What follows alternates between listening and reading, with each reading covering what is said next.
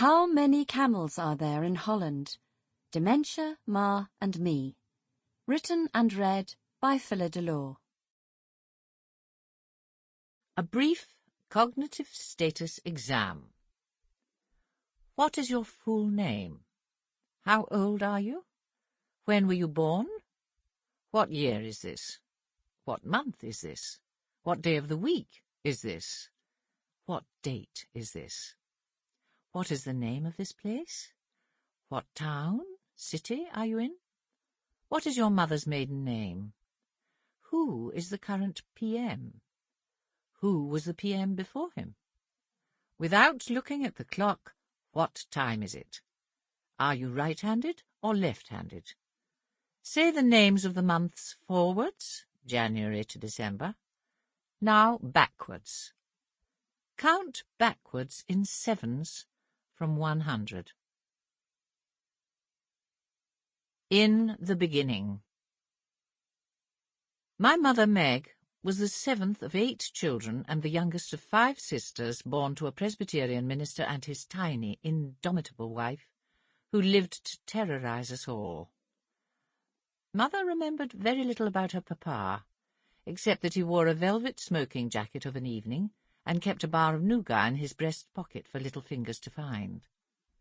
They had sweets only on Sunday, when they spent the day in church, eating lunch and tea in the vestry, after which sweets would be found on the church floor, dropped accidentally on purpose from velvet reticules by little old ladies.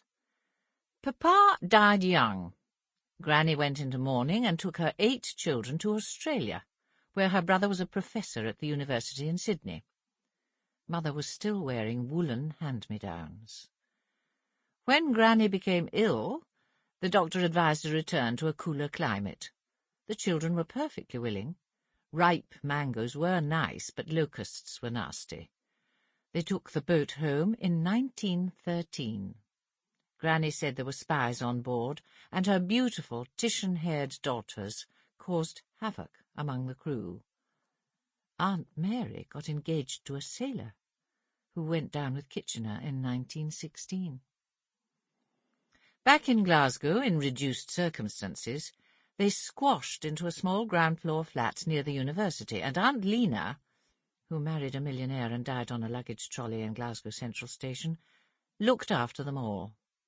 Mother told stories of beds in cupboards and wild nights by the kitchen fire, drinking hot water seasoned with pepper and salt. The boys went to war, and the girls became secretaries. Ma, the youngest, went to a cookery school, affectionately known in Glasgow as the Dough School, where she started her career as an inspired cook and learnt to wash walls down before New Year with vinegar in the rinsing water. Then she joined her sisters at the Glasgow Herald offices, where she met my father. He must have been a stumbler for a girl. Handsome, gifted, and wounded in the First World War, I think he had what we now call post-traumatic stress disorder. I don't know when Ma ripped her mournful wedding pictures out of the family album, but 7-year-olds are perfectly able to recognize unhappiness. I only met Father properly years later, after he had eloped with his landlady's daughter. But I was 18 by then, and it was too late for love. I remember the 3rd of September 1939 and the outbreak of war. We were to be evacuated. It sounded painful, and some of it was. At school we were just the evacuees, we Glasgow Keeleys, and they snapped the elastic on my hat till my eyes watered. I caught fleas and lost my gas mask.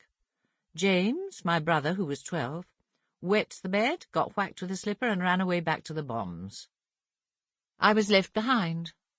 My mother and my brother were now half-term and holiday treats. Thinking about it now, I feel bereft. I missed such a lot of warmth. Mother was good at warmth. She always had a gift for dispelling gloom, a useful talent in 1940s Glasgow, which must have attracted Uncle Arthur, who, though witty, had a dark side. He used to cheer himself up with the aunts. Their brother John was his best friend, but they were all spoken for, so when Mother was divorced, Sample complete. Ready to continue?